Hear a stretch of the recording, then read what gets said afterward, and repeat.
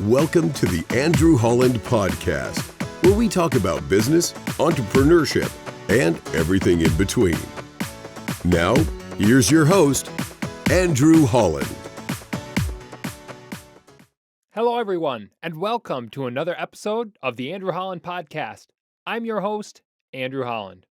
I'm a businessman, I'm an entrepreneur, and I'm a CPA that's worked in the investment and financial services industries. I've also started multiple companies that have achieved millions of dollars in revenue, and I've sold companies with multi-million dollar valuations. You can find out more about my background at our website, theandrewhollandpodcast.com. Follow me on Twitter, Holland Podcast, to join us in conversations that we have every week outside of the podcast. Lastly, subscribe to our YouTube channel, The Andrew Holland Podcast, so that you get the updates every Wednesday when we post the video version of the podcast. Thank you so much for joining us each and every Wednesday to talk about business, entrepreneurship, and everything in between. Now, I often get asked if you had to pick one thing that could make someone successful or that could have set your business apart from every other business within your industry or even across industries, what would that be?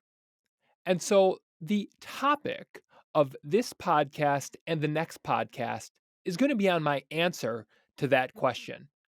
And what is the answer to that question? It's quite broad, but incredibly important.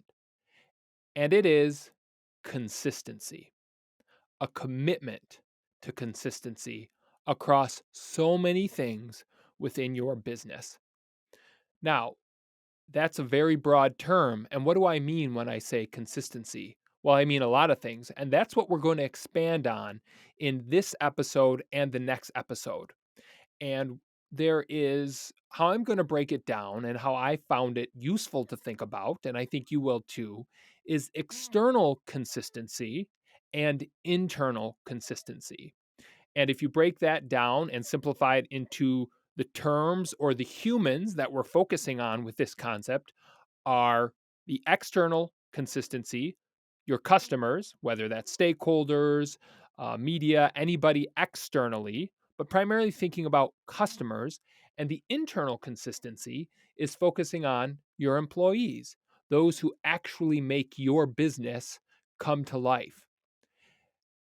And this is something that if you can get this right, and I don't believe any business has 100% gotten this right, but we'll talk about some examples as we go through each of the different areas where this consistency need to be applied that are well known for their consistency within different areas in business that have gotten it really, really close and they're well known for it and they've used it as the backbone of their ultimate success. So let's get into more detail and focus on external consistency for today's podcast. Now, we're going to focus on four main areas within the business where if you can have that commitment to consistency, it's going to set you apart and give you a tremendous leg up over your competitors. Now, this isn't something that happens overnight. Nothing does. As I've said many times in the podcast, patience brings good things to those who are willing to wait for it, but you actually have to implement the strategies and things necessary to ensure this consistency across the four different topics we're going to talk about. So, what are those four topics? Today, we're going to talk about product and service quality consistency. And along with that, customer service experience consistency. We'll talk about what does that mean and how can you implement that and who are examples or what companies are excellent examples that have achieved this that you can model the thought processes after. We're also going to talk about brand and marketing consistency. That is so important. And often, for those of us as small to medium sized businesses who don't have tremendous marketing budgets, perhaps, this can be one that is missed, or maybe this isn't one of our areas of expertise, and we don't have a whole marketing department that focuses 100% of their time on thinking about this. But it's something that if you don't let fall through the cracks as you're growing a business, starting a business, growing a business, you will find that it sets yourself apart and it gives you a competitive advantage. And then the last thing we're going to talk about is communications consistency. And again, we're focused on external communications. What does that mean? How can you use that to your advantage? And why will it set you apart? And who are good examples that have done this? So I first want to start and focus on the first two that I talked about: product and service quality consistency. Let's focus on that one first, and then we'll talk about customer service consistency. But the two go hand in hand, but they are different. You can have an excellent product or service if that's what you're delivering as a business, but your customer experience isn't necessarily consistent or that great. And you can have vice versa. So they are distinct, but they go hand in hand. So, when you think about your experiences as a consumer, and for those of us that are business owners, I want you to think about your product or service quality consistency. The impact of having a consistent product or service and the quality of those is so key to ultimately gaining long term customer satisfaction and retention. And one of the things we've talked about before is it's expensive to acquire new customers. So, why do we often forget about focusing on the customers we already have? We spend a lot of time on new customer acquisition, but sometimes we forget about customer retention. And that is more important. I shouldn't say more important. You obviously have to get customers in the first place, but it's more important in the sense that it's a lot less expensive if you are consistent with your product or service quality to retain your customers. And that, of course, improves the bottom line and results in an overall better customer service experience. So let's talk about quality of consistency, whether you're delivering a product or a service. How can you accomplish this? The role of things such as standard processes, having quality control measures, and then constantly reevaluating the operations and the strategies that make you successful in delivering a product or a service are what is going to be key to maintaining the consistency here. Now, that's a lot of jargon, so let's break it down into the simplest terms that we can. And let's give a perfect example. Have you ever gone into a McDonald's in the United States of America? Have you ever gone into a McDonald's in Mexico? Have you ever gone into a McDonald's in China, in Argentina, over in Europe?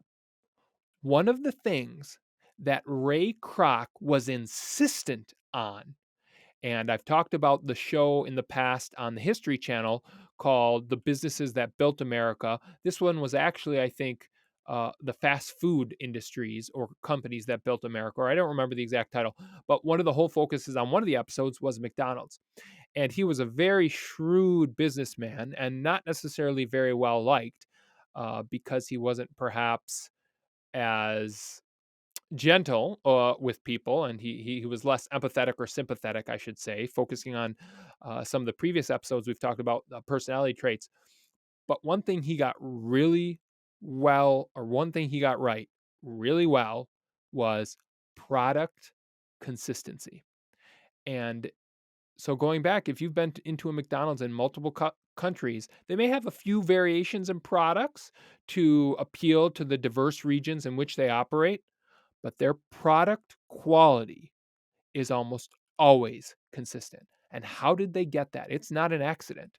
They have McDonald's University. When you want to become a franchise owner of McDonald's, you go to their university, as any good franchise requires, and you learn a lot. And you go to the McDonald's food kitchen where they spend millions of dollars testing products and getting market research before they deliver a product. And they have everything for that product figured down from the time they decide to launch it on the menu, and they've tested it and they've gotten good results, from the logistics on who are they going to be their service providers, or excuse me, who are going to be their vendors for that product. How do they get it to each of their different franchise owners and facilities, and how does it come across the the I'm saying counter, excuse me. How does it come across the counter to every customer? And how do you ensure that that product, that French fry, is the same no matter what McDonald's you go to? Well, the only way that they've been able to accomplish that is standard operating procedures that everybody is educated on, well trained on, and then evaluated on through a continual improvement process, making sure that all the franchise owners are following it. And that is something that's very challenging to accomplish, that type of product consistency, that product quality consistency. But McDonald's has made a name for it because they have focused on it and they have a significant competitive advantage compared to all of their other competitors because they focused on this idea of a commitment to consistency in what they deliver across the counter. And you can think of some of your favorite businesses and think about that was a product, think about service. Zappos is a perfect example of, and this is falling more into the customer service experience, but they have built their whole business of delivering shoes online and providing the most consistent, positive customer service experience. So let's jump to that concept of consistency, of having a consistent customer experience. That starts with having product or service quality consistency. That is a key element of having customer experience consistency. You can't really have a customer experience consistency if you don't have a consistent product or quality or product or service deliverable that has that quality. Now, we often refer, or I often refer, to larger organizations that have accomplished this. But I'm sure if you think about some of your local businesses that are your favored and your most treasured, whether it's a local coffee shop or whether it's your local contractor, think about the ones that you've had the best experience with. And think about the ones that you remember and you give 5-star reviews for. More than likely, the reason that happens is because the product or the service that they're delivering is consistent. If you go to the coffee shop once a day, once a week, you expect as a customer that every time you go there, when you order your favorite flavor of coffee, it's going to be the same. And those shops that focus on that and ensure that their product is consistent every time are the ones that generally are the most successful. If I went to a coffee shop, and again, I've said with my business partner Adam, we own and run a coffee and a bike shop. One of the feedback that we get frequently is they love our coffee because it's excellent quality and it's consistent. Because when we make a batch of brew or we make a latte, we measure the grams of what we're making in for the shot that's going into every coffee. We're consistent. We have standard operating procedures on how every single beverage is supposed to be made. And when someone starts new, they are trained to ensure that they are following those standard operating procedures. And then we test it from time to time and we make sure that everybody that's delivering the type of product and customer service experience that we want is following those standard operating procedures. Now, a side note, one of the things you do have to be careful of when you have, I'm going to say SOPs, because that's the shortened version of standard operating procedures, is you don't want to have so many SOPs for every tiny thing that you create an environment of rigidity or non-flexibility.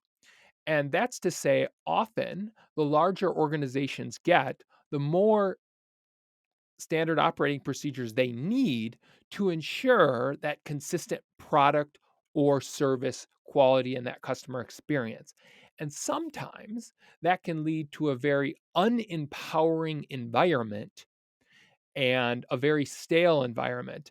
And then that consistency in customer experience is lost, meaning problems happen and things don't always run perfectly.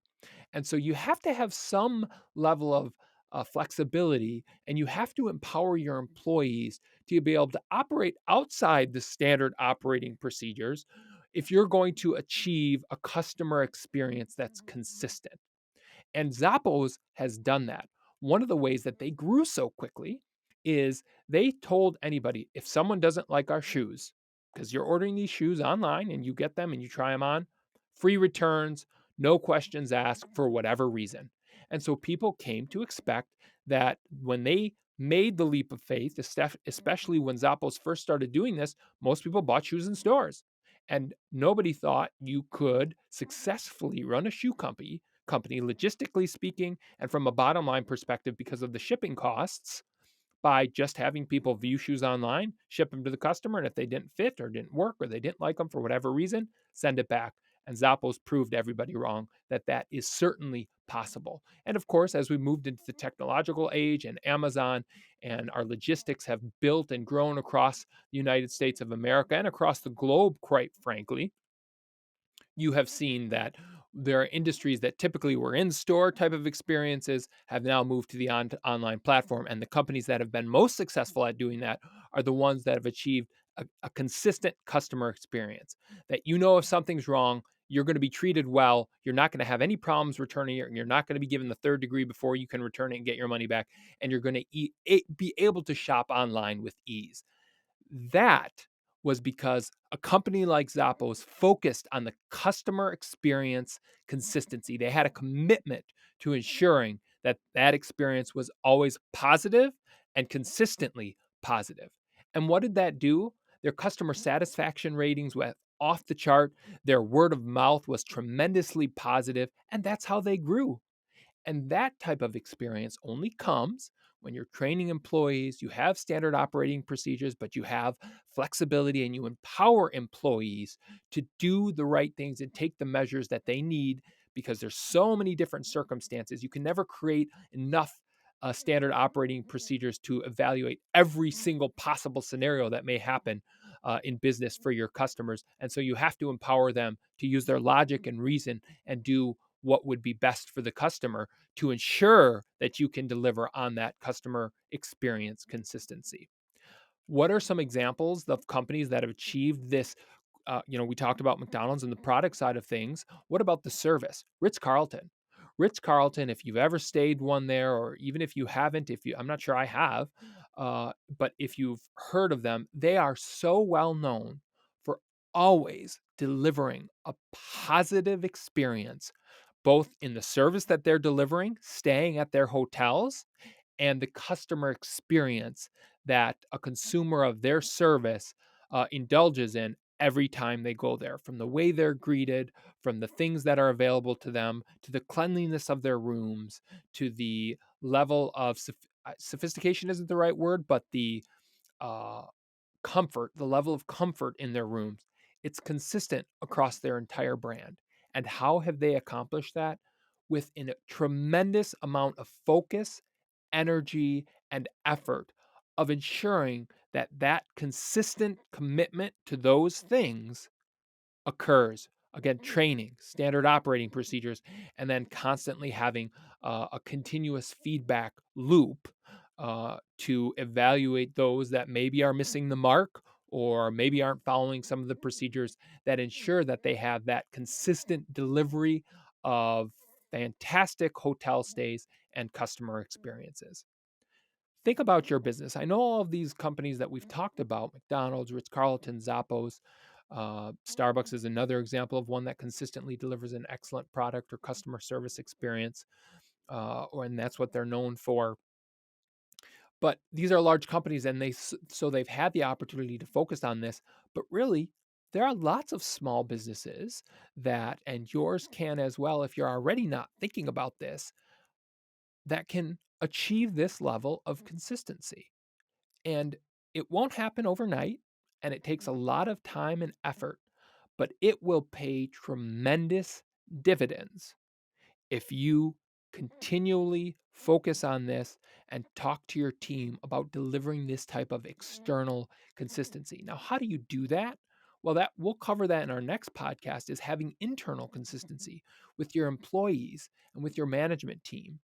And if we talked about that in this podcast, it'd be far too long, but the two go hand in hand. And so to deliver on this external consistency in the two areas that we've talked about, product and service quality consistency and a customer experience consistency, you have to have internal consistency in a number of areas that we'll talk about in the next episode. Let's move on to branding and marketing consistency. When you think about some of the strongest brands that come to your mind, and ones that give you a feeling when you see their logo or you see one of their commercials, who do you think of? What are some of the ones that come to mind? And branding consistency is different than marketing consistency, but of course, in every marketing commercial, you typically have your brand, and the two go hand in hand. So we'll talk about some of those companies in just a bit, but let's differentiate between branding and market consistency. So, one of the things that we've done in the businesses that I'm a part of and we own and operate is we've created what's called a brand guideline. And what does that mean?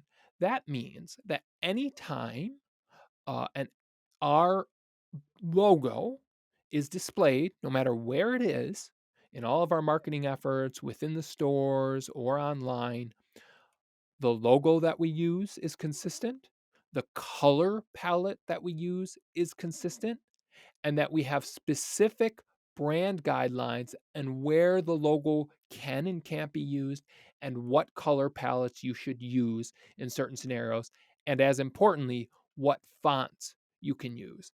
This is one that is often overlooked in small to medium sized businesses, because who really thinks about brand guidelines? And quite frankly, when Jeff and I were in the garbage company, I hadn't been introduced to this concept, and things still worked well. And we were able to deliver a quality service and still achieve a great customer experience. But when you combine all of the things that we're talking about in the four different areas that we're covering, it's a positive feedback loop, and they build upon each other, and they give you, at the top of the podcast, I told you that I've been asked many times, what can set yourself apart? Having consistency across these four areas build upon themselves and deliver the most powerful experience and company that you can. And so when your customer sees your logo, is it consistent? Because the more they see it and the more consistent it is, the more they're going to remember it, the more they're going to develop certain feelings about it. If they see your logo and then have a positive customer service experience, and the product or service that they're receiving is of high quality every single time, they start associating positive thoughts and positive experiences with that logo. And your logo is consistent. They're not seeing it in all different colors, unless if your logo has a lot of colors, but ensuring that anytime they see it, it's a consistent logo, it's with consistent font and colors. And it it's subtle, but over time that has a big impact. Imagine if you saw a Nike swoosh sign in pink one time, in red another time, in green another time, and purple another time, all over the board. First off, you would start to you would wonder, why are they doing this? And it would seem as if the brand doesn't know who they are or what they stand for, and they'd be all over the place. So it would just be confusing and leave customers wondering, why are they doing this? Second off, Nike wouldn't have as strong of a brand as they do if they weren't consistent with their logo and how they use that logo and the color of that logo. Now, that's not to say that I haven't ever seen the Nike logo in a different color, but I guarantee you that if number one, that they have brand guidelines, and number two, that they have very specific uses on when you can and cannot use that logo in their marketing department, on what marketing forms, whether it's black or whether it's white. And the reason they do that is because they want to establish that strong customer connection just by the very image of their logo. And of course, they've been around for a long time, but they've done an excellent job of that. How have they done it? Well, they've done it with brand consistency. Having brand consistency builds trust, recognition, and customer loyalty. Something as simple, just being consistent with how your company is presented, how your brand and your logo is presented, and the messaging that you have with that brand and logo, including the font and color, is so incredibly important, but often overlooked. Now, let's talk about marketing consistency. And how is that a little bit different? Well, think about Coca Cola and think about their marketing. They certainly have brand consistency down, and they utilize that in their marketing consistency to, again, feed off of each other. Every single Coca Cola commercial that you see, the way that they show the fizz of the soda, and they've done tons of studies on this, and the way they know customers react because they've put that bubbling fizzy soda in very positive experiences. During the summer, when you see their ads, people are outside at the beach having fun, or they've partnered with brands like Disney, and they always associate Coca-Cola with an wonderful life, happy experiences, and happy memories. Now, it takes a huge marketing budget and constant reinforcement of seeing that brand associated with that marketing message to create the feeling that Coca Cola has created around their soda and their products, but they've done it and they've done an excellent job with it.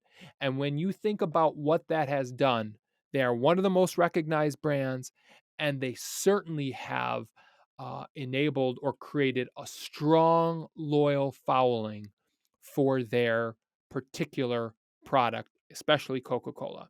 Now, think about it. They've done tons of Coca Cola or taste tests between Coca Cola and Pepsi. Do you believe that Coca Cola would be as successful if they hadn't been as consistent with their branding and with their marketing as they have been? Logic dictates absolutely not. Now, when you're a small business, you may not have the hemp or the weight of the marketing budget that Coca-Cola has, but they're also an international brand, and so they're trying to create this image over a huge number, over a huge customer base and globally. Perhaps if you're a smaller business in your local community, and as you start off, you need to just focus on your area. If you're an online business, you need to know who your niche is so that you can target them and be consistent in your brand and marketing with them. So don't fall into the trap of thinking that these concepts we're talking about today are only for huge companies with huge marketing budgets.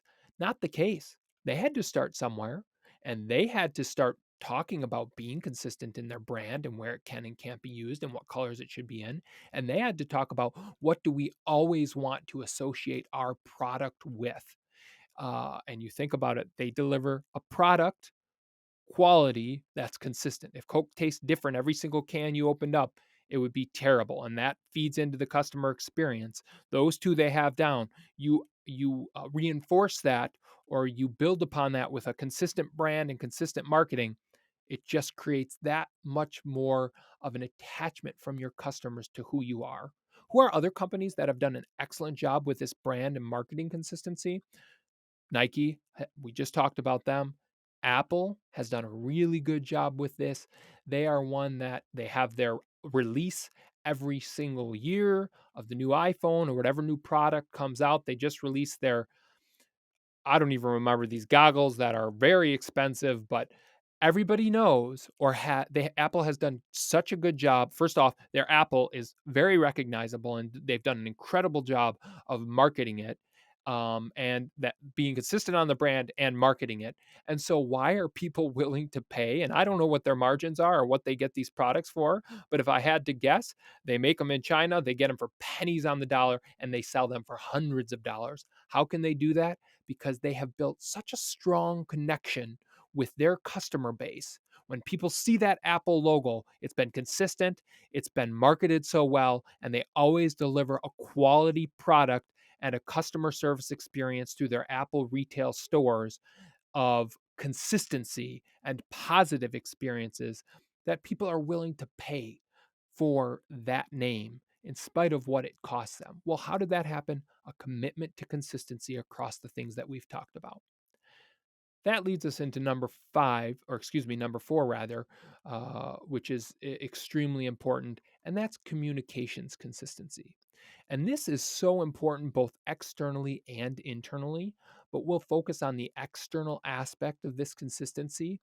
And communication, just in general, we've talked about it on this podcast. It's so incredibly important. But being able to deliver a consistent message in your communication reinforces number one, two, and three that we've talked about of product and service quality, customer service experience, and brand and marketing consistency. If you had those three things, but your messaging, your communication wasn't consistent, meaning it was either erratic or it was all over the board, or you were communicating different experiences, or your marketing campaigns were um, so variable that you couldn't be you would just start creating customer confusion. But when you're consistent with your communication, Apple communicates really, really, really well with their customers. They always, as I said, have that big conference and people wait for their communication across that. uh, they've done a good job. And when there's something wrong, they've got their customer or their Apple Care line or product of where they stand behind their products and they communicate that to you. Another company that has been built on positive communication, and it's so key in this industry. It's key in every industry, but Southwest Airlines. They're very well known for keeping their customers constantly apprised when things go wrong, and all of this is part of creating that positive customer experience and having a consistent positive customer experience. And communication consistency is important. When they say they're going to do something, they do it, and they don't change their guidelines or the way that they communicate from one flight to another. Another one that's a little bit less known, perhaps to mainstream, but in businesses and corporate world, IBM has done a fantastic job of using this opportunity of having consistent communication to really be a leader in the technology and the consulting industry. They have leadership articles that they consistently develop and put out. They have industry reports, and overall, their corporate messaging is is consistent. This is one where I think communication, both externally and internally, is so incredibly important to keep an eye on and have focus on, especially in this day and age. We have cell phones. It's so easy to communicate, and when you don't, it really makes you look bad. When you do, it really makes you stand out. And sadly, in my experience, I've talked about the construction company that my brother and I own. One of our competitive advantages has been our consistency in communication. Customers know when we're going to be there, when there's delays in projects, when something comes up that is other than what we've communicated. And we use that to manage expectations. And it's also an opportunity for us to get to know our customers better because we consistently communicate with them. It's so easy to do, but it is a dying thing in this day and age of technology. For whatever reason, communication skills, in my experience, and hopefully you've had different experiences, but I talked to a whole wide range of people, both personally and professionally, that seem to have these same experiences. The consistency in communication just doesn't exist. And so, if you're thinking about your business, ask yourself, do you have a consistent communication strategy with your customers? Whether you're delivering a product or you're delivering a service, if you're delivering a service and you're in their house, are you consistently telling them, giving them updates when you're going to be there, how the project is going, when you're going to leave? All of these things that we've talked about are so opportunistically available to anybody to take advantage of, but so few businesses do.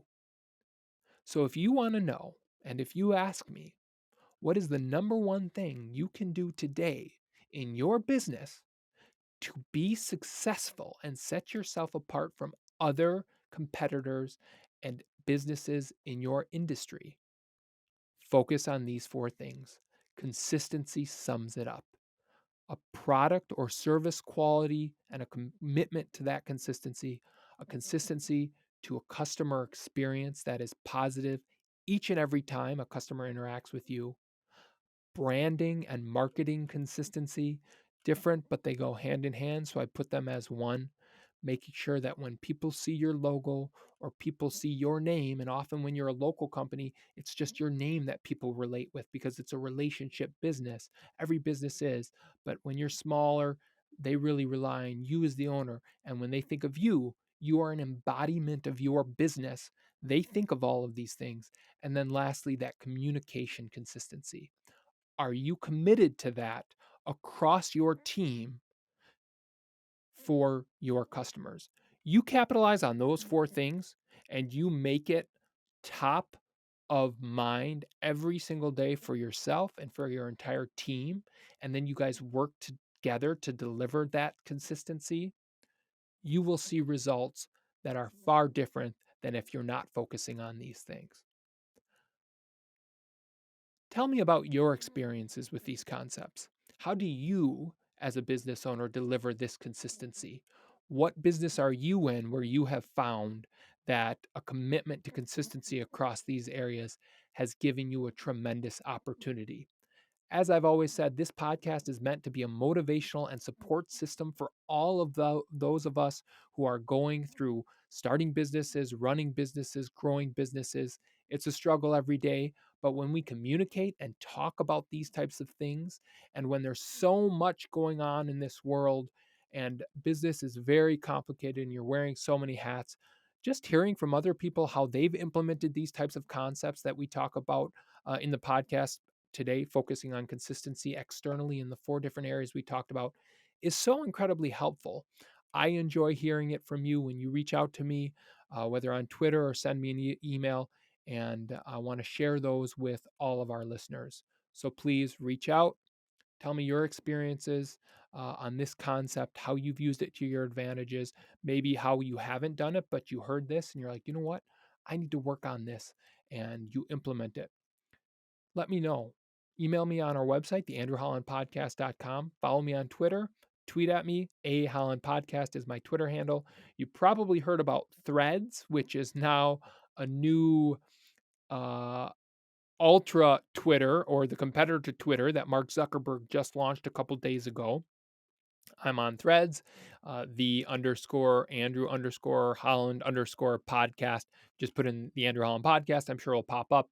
Basically, it's directly linked to Instagram. So if you're a business owner and you use social media to a large degree, you haven't heard about Threads, maybe you're using Instagram, I'd encourage you to check out Threads because I think there's a lot of promising opportunity there.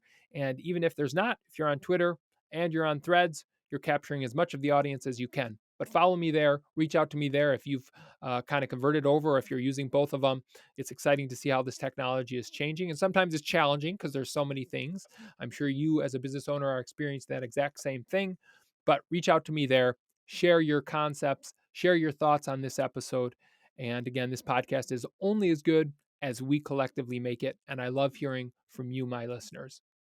Just remember, this is a financial and legal podcast. So sometimes we talk about financial concepts, sometimes we talk about legal concepts. Make sure you don't take anything you hear on this podcast or any other podcast as the absolute gospel truth. Every situation and every different geography can be different. So reach out to the appropriate professionals in your area to be getting the best advice for your situation. That's all the time that we have for this week's episode of the Andrew Holland Podcast. Thank you so much for joining us. Again, reach out to me. I'm excited to hear from you, and have a great rest of your week, and we'll talk again next Wednesday. Thank you for listening to the Andrew Holland Podcast. Be sure to visit our website, theandrewhollandpodcast.com, for additional content on business, entrepreneurship, and everything in between. Subscribe to our YouTube channel, The Andrew Holland Podcast, to get notifications when new podcasts have been released. And lastly, follow us on Twitter, Holland Podcast. That's Holland Podcast for all the conversations we're having outside the podcast. Thanks again so much for joining us this week. Have a great day, and we'll talk again next week.